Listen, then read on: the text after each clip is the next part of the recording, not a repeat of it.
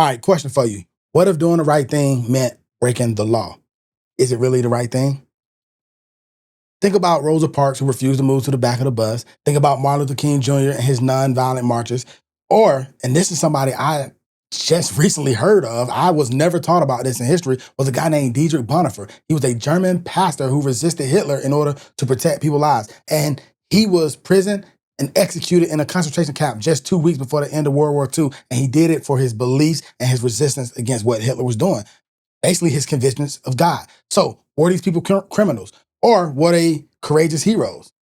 I came across a story on Facebook about a teenager in Dayton, Ohio, who hacked this traffic system, and he did it in order to help people. So I want to talk about that. It brings up a question. Is it ever okay in the eyes of God, or not sinful, to break a law if you're doing it for the greater good? And so what I want to talk about in this video is I want to recap what the teen actually did. I also want to talk about what disappointed me the most about the story. I want to give you some biblical examples of righteous disobedience. Disobedience to man's law, not disobedience to God's law, and how to discern, I don't know why that made me tongue-tied, but how to discern the line between rebellion and obedience to God. So a quick recap of the story. 17-year-old Cameron Price in Dayton, Ohio saw a problem and decided to fix it. It was a broken traffic light that left people stuck in rush hour and wasting their gas and their time. And this is something I can definitely relate to, right? We got a light on my route to work that takes forever to change. And when it finally does change, it only let like 3 cars in. Meanwhile, on the other side, they're going on and on and on, and it drives me crazy. So I can definitely get why somebody would want to do this. And what did he do? He hacked into the city's outdated system, rewrote the code, and he didn't destroy anything. No lives were taken. He actually made it better. According to the story, a traffic engineer said that his code was more efficient than what they was using, but it was still illegal. He was fined and he was arrested. But here's the thing. The story was completely fake. It was made up. And I'm not gonna lie, I was pretty upset when I found out that it was fake. But it's still an awesome story. And it highlights a couple of things. The first thing I highlight is the dangers of AI and how you need to fact check everything. But I did another video on that on my channel. So if you want to check that out, go ahead and find it on my channel. Let's get back on track. The other thing though, the story raises a real question, not just legally, but spiritually. When is breaking the law okay? And so let's get into some biblical examples. We're gonna look at 4 people from the Bible who broke governmental laws or governmental order, but they did it for righteous reasons. They did it to honor God, and actually God honored it. So the first is Rahab. Rahab actually broke national loyalty to save lives. It was by faith that Rahab the prostitute was not destroyed with the people in her city who refused to obey God. Hebrews 11:31. See, she defied the king of Jericho to protect 2 Israelite spies. And legally what she did was treason. But morally, it was actually faith in action. So was she right or was she wrong? Well, she's in Hebrews, which is like the Hall of Fame of faith, and it was seen to be honored by God. But let's move on. You got Moses' parents. They actually defied a government mandate as well. They were not afraid to disobey the king's command. Also in Hebrews 11:23, Pharaoh's law said, kill every Hebrew baby boy. Moses' parents was like, nah, not happening. And see, their civil disobedience actually saved the life of Israel's future deliverer. Again, honored by God. Matter of fact, Moses was commissioned by God. Then you got Paul.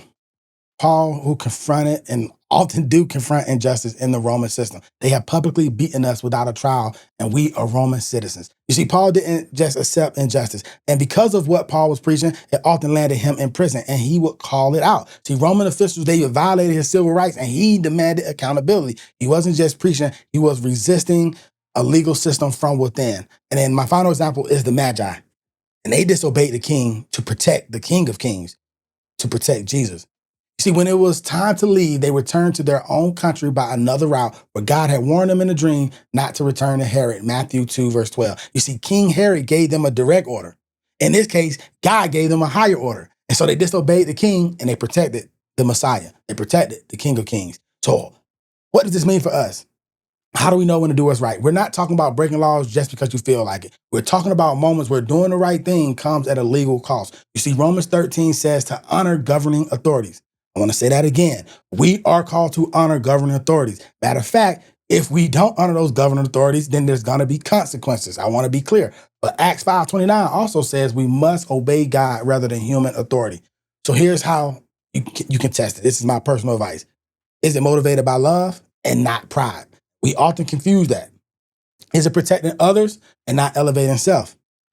Is it consistent with God's word and not just your opinion? Because sometimes obeying God actually looks like disobeying man.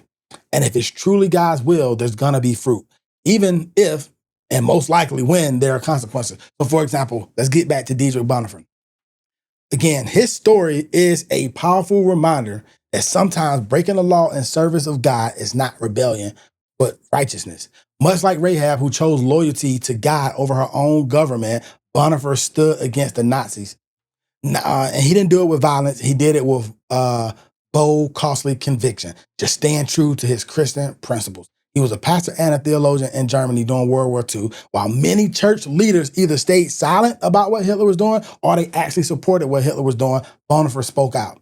He publicly challenged the regime, he exposed evil, and he joined a plot to stop it, which is what got him arrested. He was in prison for 2 years, and then he was eventually executed. And yet his legacy, it still speaks volumes. His writings, his courage, his refusal to conform, it all bore fruit, that fruit we were talking about. And yes, there were consequences. Yes, he was executed. Yes, he died. But the mission and the calling to do what is right lived on. And so Bonhoeffer actually once wrote, silence in the face of evil is evil itself. And it's true. If you're witnessing somebody doing something evil to somebody and you just stay silent, you don't do anything, you might as well have been doing it yourself. That is evil as well. So the question was he a criminal? According to the law, he was. But according to God's justice, he was a faithful servant. So I want to wrap it up here. Here's the deeper truth. Doing the right thing doesn't always protect you from fallout. There's sometimes going to be consequences, but that's what we have to wrestle with. When you choose to stand up for what is right, and I'm talking what is really right, it doesn't mean you won't face consequences. In our made up story, Cameron was fined and put on house arrest. And even in that story, he had people in the comments who said he was a hero and he did the right thing. And we can debate whether he did the right thing or not in that case. But there still was consequences. And we have some real life examples of people who did do the right thing, like Bonhoeffer, but he was executed. Like Martin Luther King, who was jailed and eventually assassinated. Like the apostles who were beaten and in prison. And like Jesus Christ himself, who was crucified.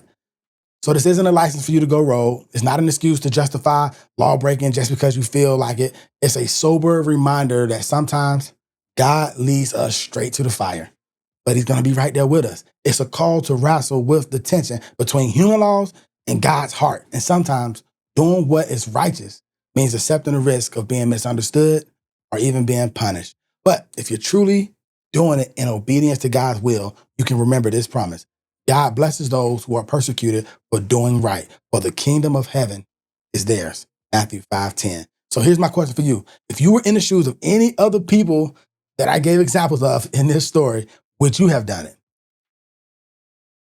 What is that line of doing what's right and following the laws when those laws go against your conscience or what you believe God is calling you to do? Have you ever had to break rules to do what is right?